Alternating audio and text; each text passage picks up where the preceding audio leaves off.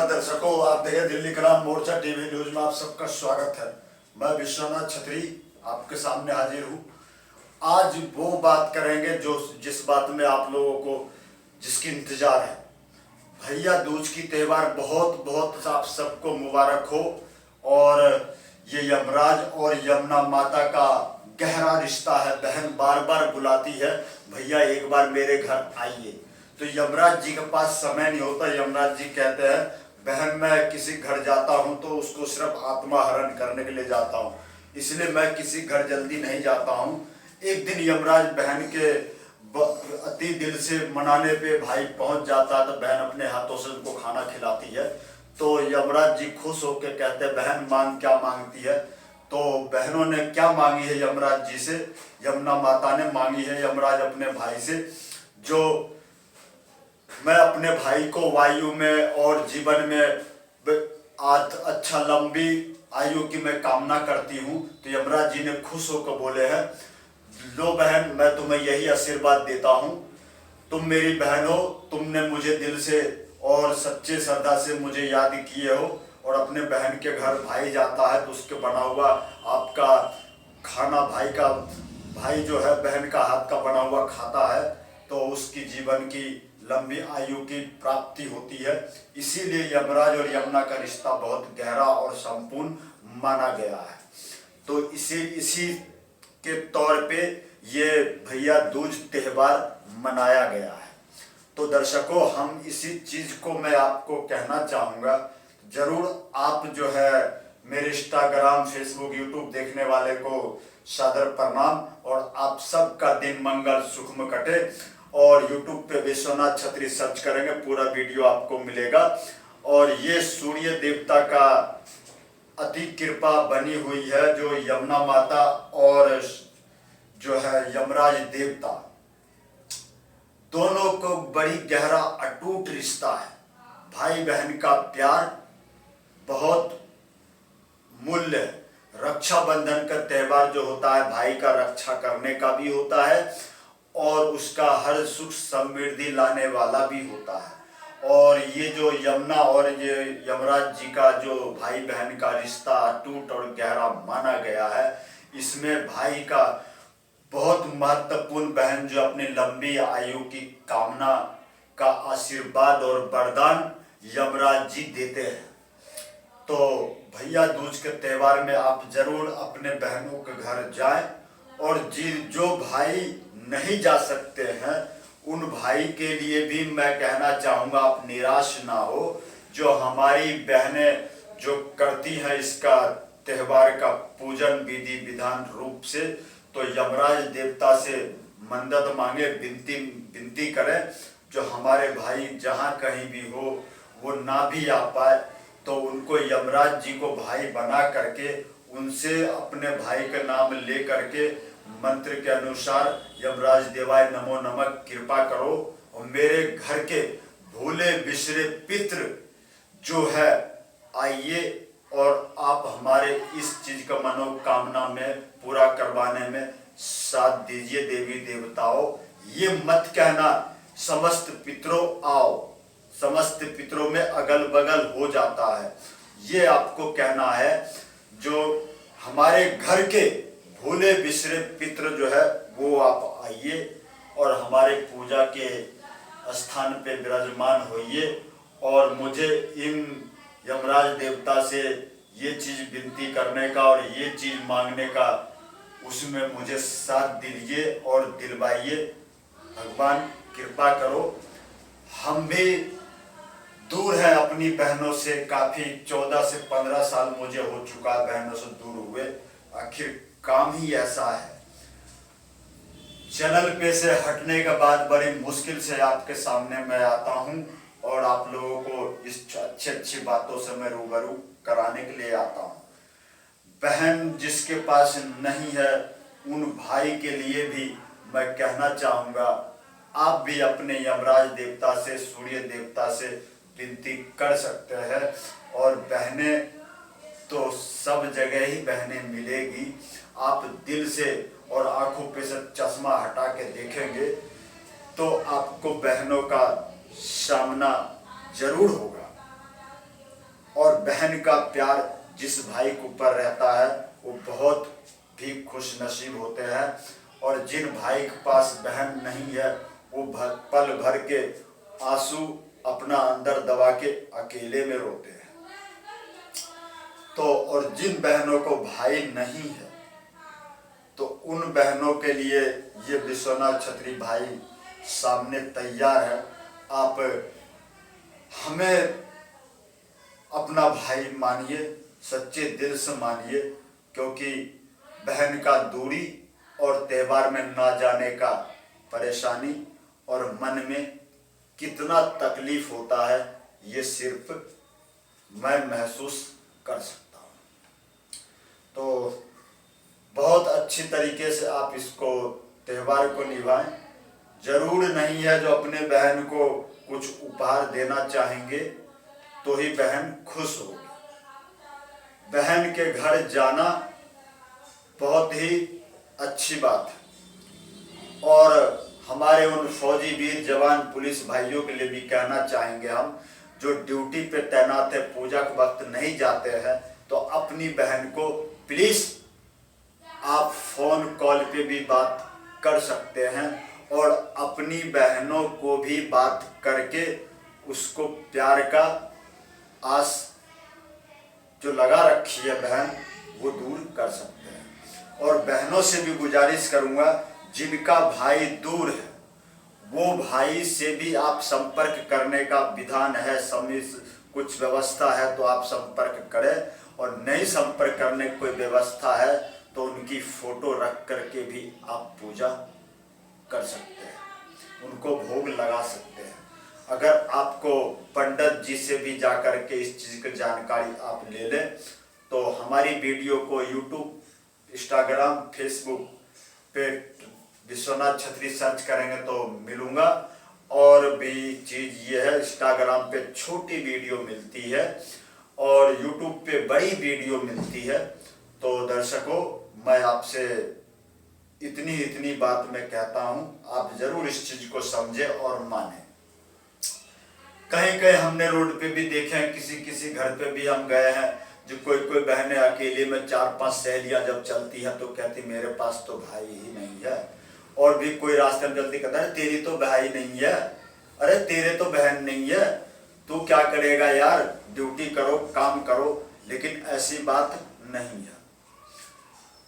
जिसके पास बहन नहीं है वो अकेले में रोते हैं, मन फुट के रोते हैं, और जिनके पास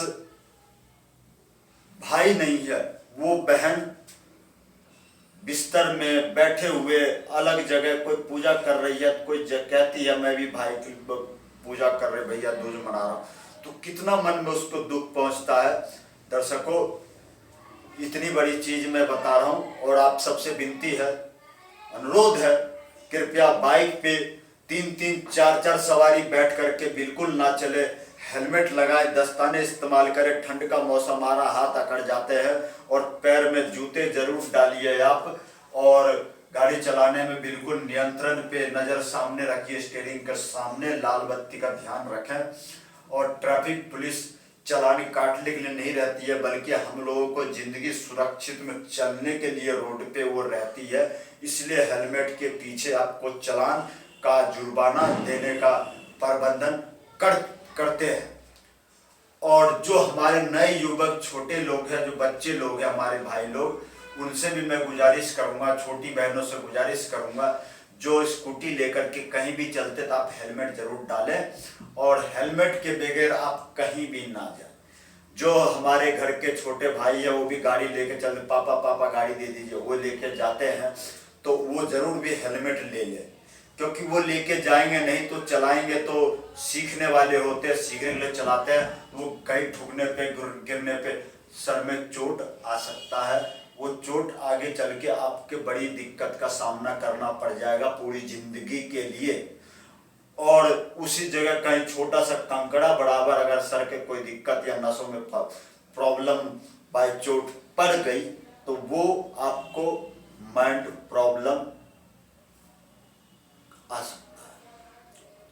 तो दिल्ली क्राइम मोर्चा टीवी न्यूज के माध्यम से मैं आपको ये चीज मैं बता रहा हूं। आप YouTube पे विश्वनाथ छतरी सर्च करें, पूरी वीडियो मिलेगी और हर वक्त की जानकारी आपको मैं देता हूँ।